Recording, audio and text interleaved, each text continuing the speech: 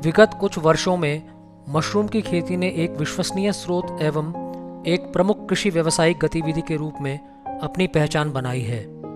चूंकि इसमें भूमि की आवश्यकता नहीं होती, इसलिए मशरूम की खेती ग्रामीण क्षेत्रों के किसानों और शहरी व नगरीय क्षेत्रों के उद्यमियों के लिए यह एक व्यवहारिक एवं आकर्षक व्यावसायिक विकल्प प्रदान करता है।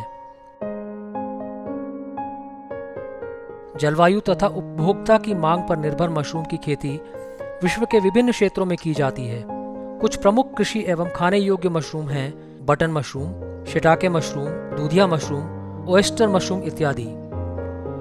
कैलोसाई प्रजातियां मिल्की मशरूम अथवा दूधिया मशरूम के रूप में प्रचलित हैं, जो कि ट्रॉपिकल जलवायु के प्रति अपनी व्यापक अनुकूलता, विभिन्न पोषाधार में आसानी से उगने, आसान खेती तकनीक और उच्च उत्पादकता के कारण एक प्रमुख मशरूम किस्म के रूप में उभर रही है। इस मशरूम के फल में लंबी तथा मोटी धारी के साथ छोटे पिलियस अथवा कैप होते हैं। दूधिया मशरूम एक लोकप्रिय खाने योग्य मशरूम है, जिसमें पोषाधार की कंपोस्टिंग प्रक्रिया को अपनाए बिना ही विभिन्न कृषि अपशिष्ट अथवा वनों में उपलब्ध अपशिष्ट से प्रोटीन से भरपूर खाद्य उत्पन्न होता है।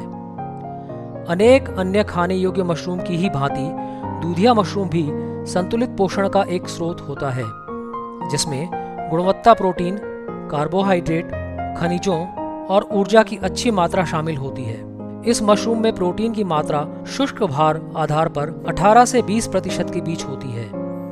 अनेक खाने योग्य मशरूम के साथ तुलना करने पर यह पाया गया है कि दूधिया मशरूम आहारीय रेशा का एक भरपूर स्रोत है। ओयस्टर मशरूम के अलावा अनुभवहीन किसानों के लिए दूधिया मशरूम की खेती करना एक अच्छा विकल्प है, क्योंकि इसे कम लागत से भी प्रारंभ किया जा सकता है व अनेक अन्य प्रजातियों की तुलना में इसे उगाना कहीं आसान है। इस मशरूम की व्यापक स्तरीय अनुकूलता हेतु प्रमुख कारकों में इसके उच्च तापमान में उगने की क्षमता, सरल खेती तकनीकें और बेहतर शेल्फ लाइफ का होना शामिल है। इस वीडियो डॉक्यूमेंट्री में व्यावसायिक स्तर पर दूधिया मशरूम की खेती के बारे में विस्तार से बताया गया है। दूधिया मशरूम की खेती के लिए कार्यविधि पर आमतौर पर चर्चा की जाती है और इसे 5 चरणों में पूरा किया जाता है। स्पॉन की तैयारी अथवा खरीद, पोषाधार की तैयारी अथवा पोषाधार पाश्चराइजेशन, स्पॉनिंग, मृदा आवरण तैयार करना और इसका अनुप्रयोग, और फसल प्रबंधन। मशरूम की खेती अन्य कृषि कार्यों के समरूप है, क्योंकि इसमें स्पॉन जहां बीज सामग्री के तौर पर कार्य करते हैं, वहीं पोषाधार मृदा आधार के रूप में कार्य करती है। स्पॉन दरअसल गेहूं, ज्वार, बाजरा जैसे अनाजों के दानों पर विकसित कवक माइसीलियम है।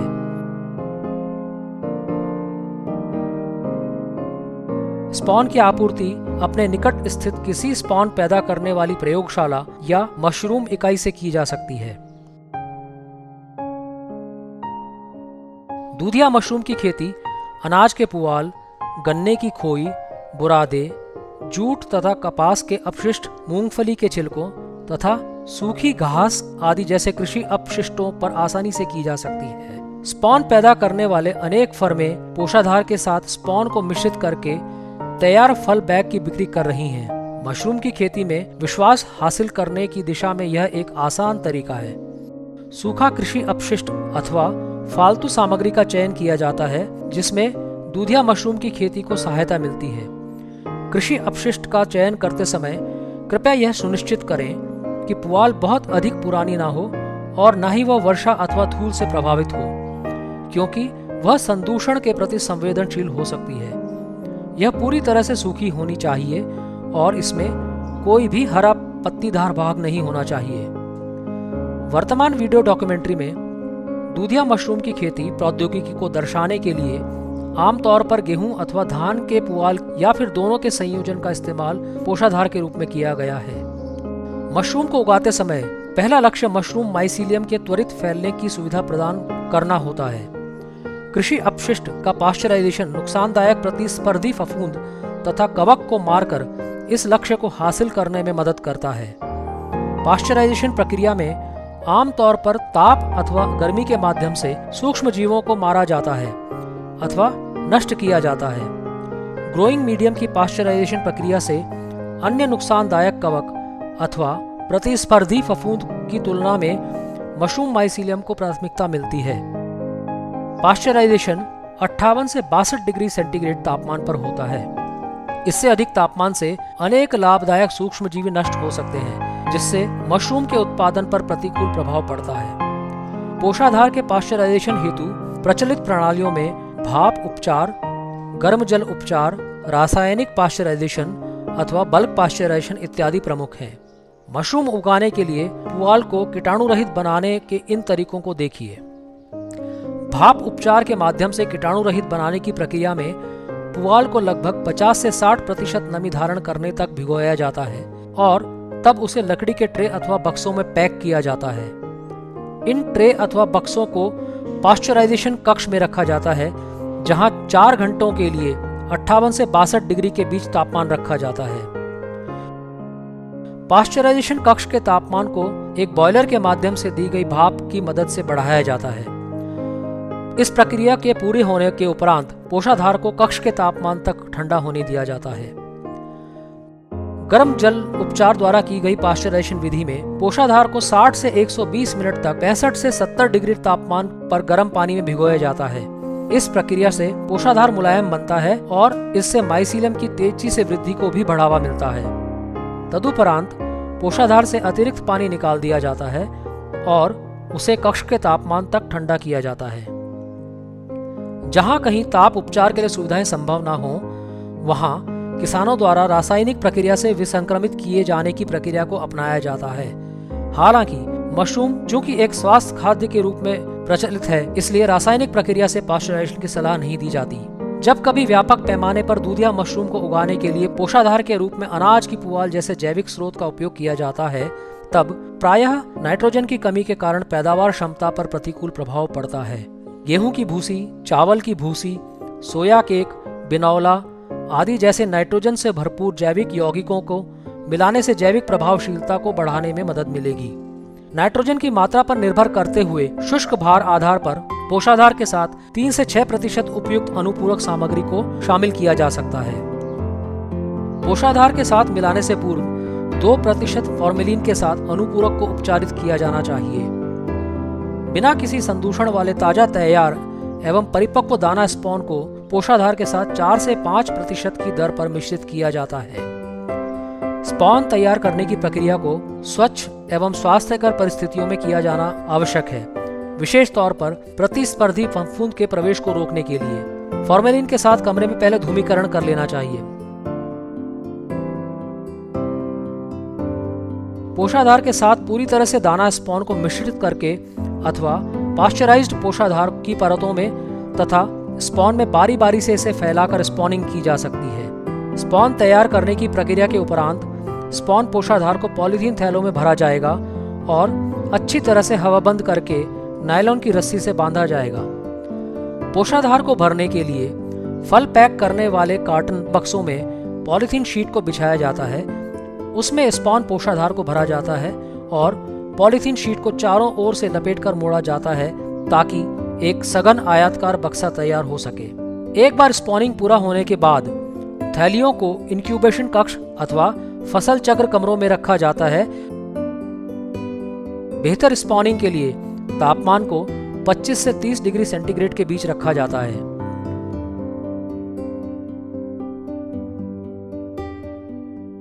फसल चक्र कमरे में 30 डिग्री सेंटीग्रेड से अधिक तापमान होने से बढ़वार रुकेगी और इससे माइसीलियम भी नष्ट हो सकता है। माइसीलियम की वृद्धि के दौरान थैलियों को खोला नहीं जाता। लगभग 80% आपेक्षिक आर्द्रता को बनाए रखा जाता है। स्पॉन विकसित होने की अवस्था के दौरान जल का छिड़काव करना जरूरी नहीं होता। लगभग 15 से 18 दिनों की अवधि में स्पॉनिंग प्रक्रिया पूरी होगी। प्रतिकूल परिस्थितियों के कारण यदि स्पॉन रनिंग की प्रक्रिया में देरी होती है, तब कुछ और दिनों के लिए इंतजार किया जाए ताकि अधिकांश थैलियों में अधिकतम स्पॉन रनिंग हासिल की जा सके। स्पॉन रनिंग के पूरा होने के बाद कंपोस्ट थैले मृदा के ऊपर इस्तेमाल करने के लिए तैयार होते हैं।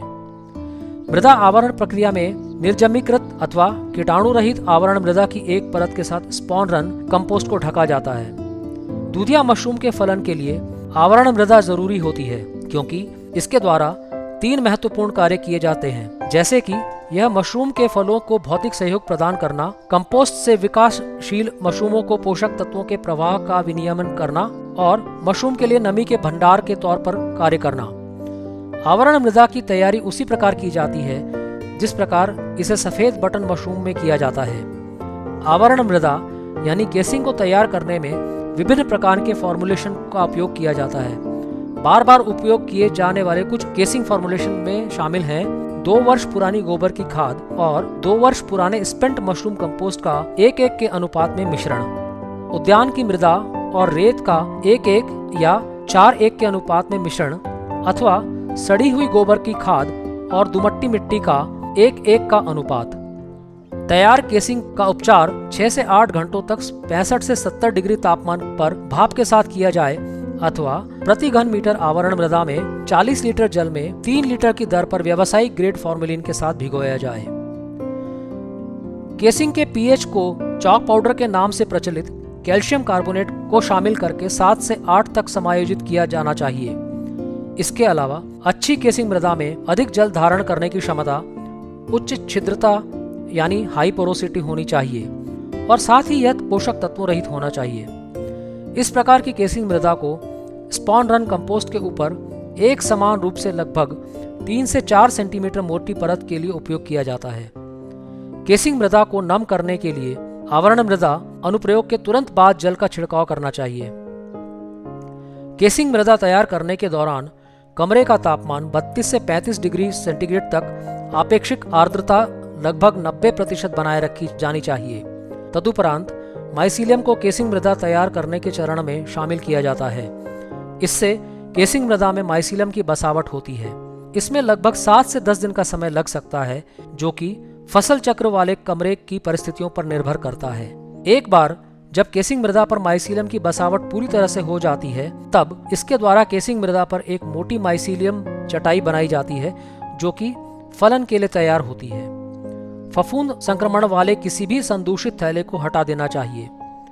सभी थैलों को एक दूसरे के आसपास आयरन या लकड़ी के प्लेटफॉर्म अथवा अलमारियों में रखा जाता है। केसिंग मृदा की नमी को जल का छिड़काव करके अनुकूल बनाए रखा जाना चाहिए और हवा संचरण के लिए हवा का पर्याप्त आवागमन प्रदान करना चाहिए। इस अवस्था में कमरे का तापमान 32 से 35 डिग्री सेंटीग्रेड तथा लगभग 90% की आपेक्षिक आर्द्रता को बनाए रखा जाना चाहिए।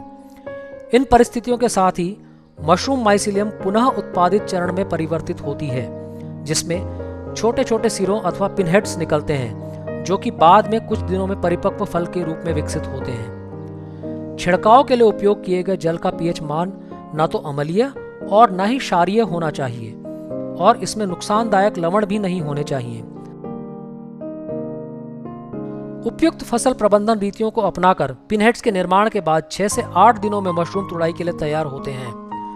मशरूमों की आकृति और आकार को देखकर तुड़ाई के सही समय की पहचान की जा सकती है।